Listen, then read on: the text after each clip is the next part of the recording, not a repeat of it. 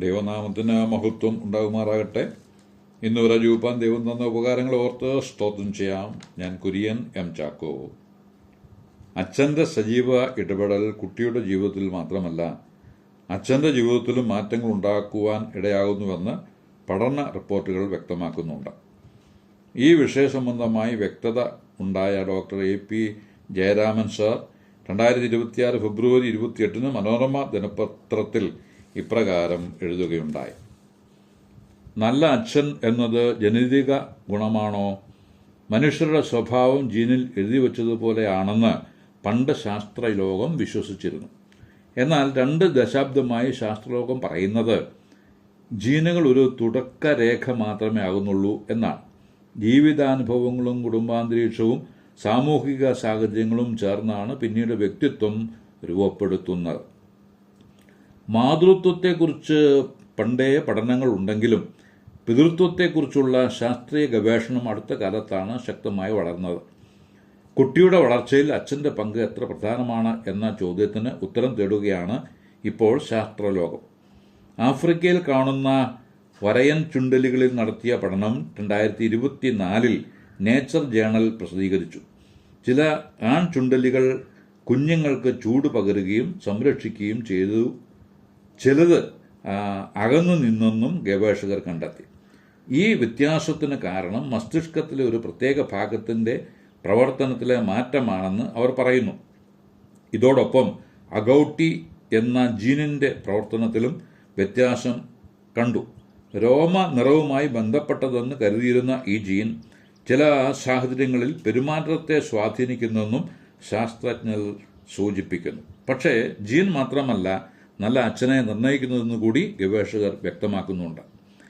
മനുഷ്യരിൽ നിന്നുള്ള തെളിവുകൾ കൂടുതൽ വ്യക്തമാണ്. അമേരിക്കയിലെ പെൻസിൽവേനിയ സ്റ്റേറ്റ് സർവകലാശാല ഇത് സംബന്ധമായി ദീർഘകാല പഠനം നടത്തി. 10 മാസം പ്രായമുള്ള കുഞ്ഞുങ്ങളോട് അമ്മയും അച്ഛനും എങ്ങനെ ഇടപെടുന്നു എന്നാണ് ആദ്യം നിരീക്ഷിച്ചത്. പിന്നീട് കുട്ടികൾക്ക് 7 വയസ്സായപ്പോൾ അവരുടെ ആരോഗ്യസ്ഥിതി പരിശോധിച്ചു. തുടക്കത്തിൽ അച്ഛൻ്റെ പങ്കാളിത്തം കുറവായിരുന്ന കുടുംബങ്ങളിൽ അമ്മ അച്ഛൻ ബന്ധം കൂടുതൽ സംഘർഷപൂർണമായിരുന്നു. ഇത്തരത്തിലുള്ള കുടുംബാന്തരീക്ഷത്തിൽ വളർന്ന കുട്ടികൾ വർഷങ്ങൾക്കപ്പുറം ശരീരത്തിൽ സമ്മർദ്ദത്തിൻ്റെ അടയാളങ്ങൾ കണ്ടെത്തി. ഇതിനെ പിന്തുണയ്ക്കുന്ന വേറെയും പഠനങ്ങളുണ്ട്.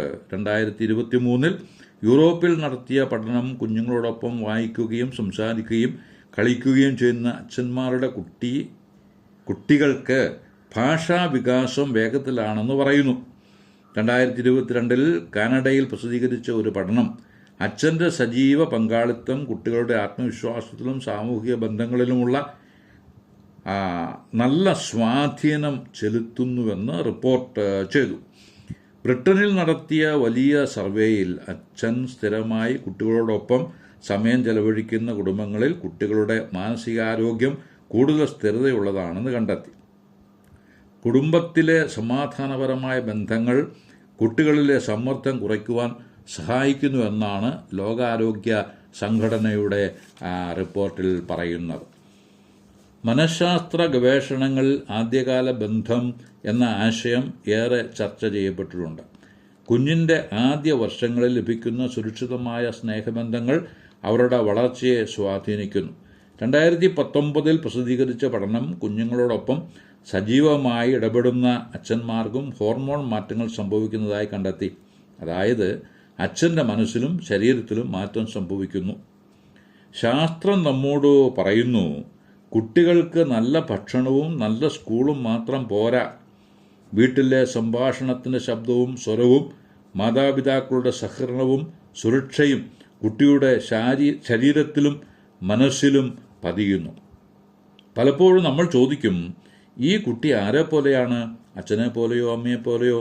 എന്നാൽ ശാസ്ത്രം ഇപ്പോൾ ചോദിക്കുന്നു, ഈ കുട്ടി എങ്ങനെ വളർന്നു വന്നു എന്ന്. മനുഷ്യനെ മനസ്സിലാക്കാൻ ജീനുകൾ മാത്രം പോരാ, ബന്ധങ്ങളാണ് മനുഷ്യരെ പൂർണ്ണരാക്കുന്നത്. നല്ല അച്ഛൻ എന്നത് ശാസ്ത്രീയ വിശേഷണമല്ല, അതൊരു കുഞ്ഞിൻ്റെ മനസ്സിലെ ഓർമ്മയാണ്. അത് കുഞ്ഞുനാളിൽ കൈപിടിച്ചു നടന്നപ്പോൾ കിട്ടിയ ചൂടാണ്. പിതൃത്വം DNA മാത്രം എഴുതപ്പെട്ടതല്ല, അത് ഓരോ ദിവസവും ജീവിച്ച് എടുക്കുന്നതാണ്.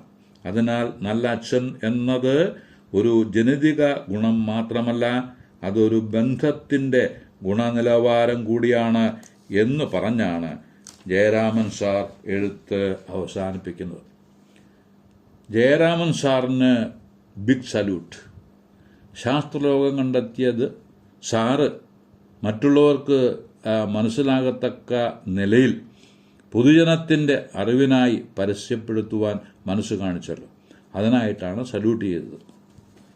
മേൽപ്പറഞ്ഞ സത്യങ്ങൾ ബൈബിളിൽ വെളിപ്പെടുത്തിയിരിക്കുന്നതാണ്. സ്ത്രീ കുടുംബത്തിൻ്റെ വിളക്ക് ആണ് എന്ന് പറയാറുണ്ട്. പുരുഷൻ ആ വിളക്ക് ഉയർത്തി വയ്ക്കുവാനും താങ്ങി നിർത്തുവാനുമുള്ള വിളക്ക് മരമാണ്. ഭാര്യ വീട്ടിനകത്ത് ഫലപ്രദമായ മുന്തിരിവള്ളിയെങ്കിൽ ഭർത്താവ് മുന്തിരിവള്ളിക്ക് താങ്ങായും പടർന്ന് പന്തലിച്ച് ഫലം കായ്പാനായുള്ള ഒരു വിധം ബലമുള്ള മരമാണ്. അങ്ങനെയുള്ള അമ്മയുടെയും അച്ഛൻ്റെയും തണലിൽ വളരുന്ന മക്കൾ മേശയ്ക്ക് ചുറ്റും ഒലിവ് തൈകൾ പോലെ ഇരിക്കും. ഇത് 127 സങ്കീർത്തനം 3 വാക്യത്തിൽ പറയുന്നുണ്ട്. ബാലൻ നടക്കേണ്ട വഴിയിൽ അവനെ അഭ്യസിപ്പിക്കാൻ, അവൻ വൃദ്ധനായാലും ആ വഴി വിട്ട് മാറുകയില്ല എന്ന് സദൃശവാക്യങ്ങൾ 22-6 വാക്യത്തിലും പറയുന്നു. ഈ വചനം ഒരു പഴഞ്ചൊല്ലായി തീർന്നിട്ടുമുണ്ട്. ചൊട്ടയിലെ ശീലം ചുടല വരെ.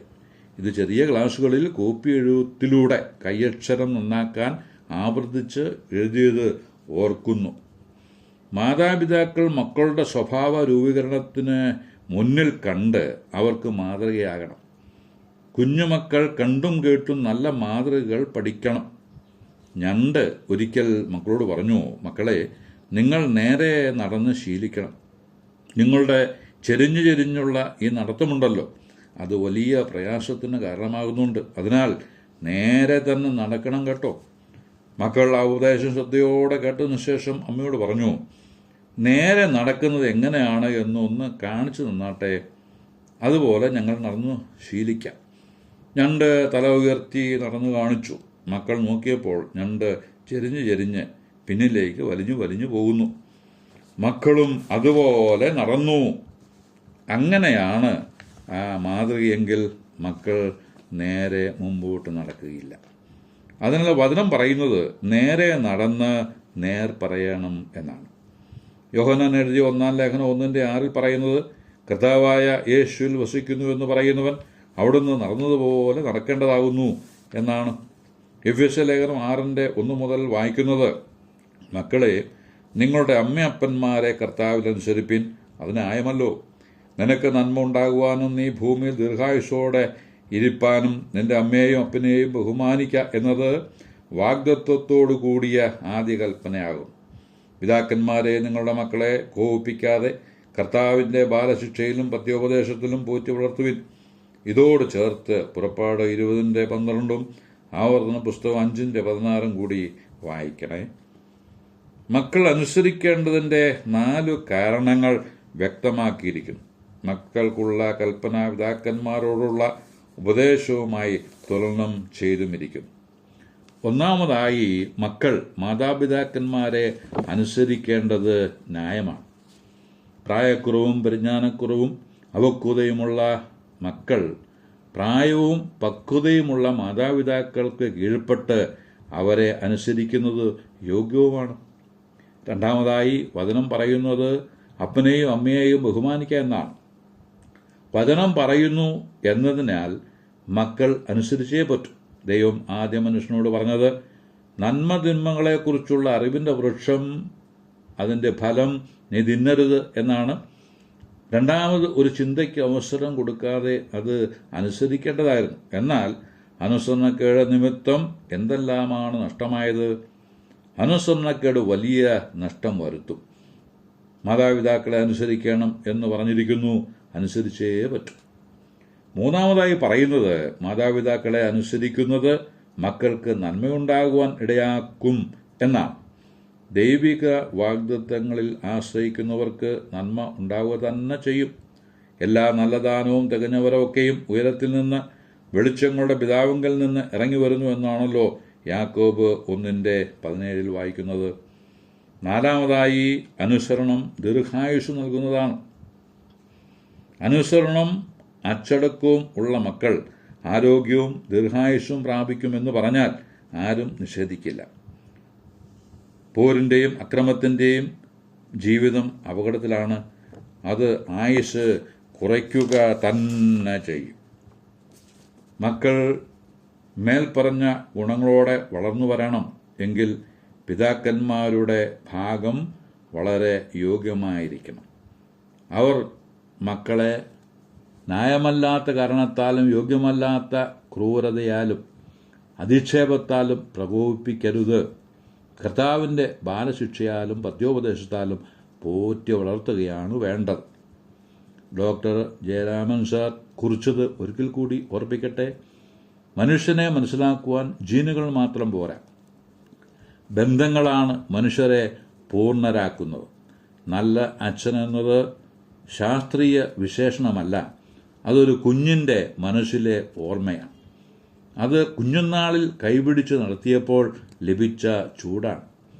പിതൃത്വം DNA-യിൽ മാത്രം എഴുതപ്പെട്ടതല്ല, അതൊരു ഓരോ ദിവസവും ജീവിച്ച് എടുക്കേണ്ടതാണ്.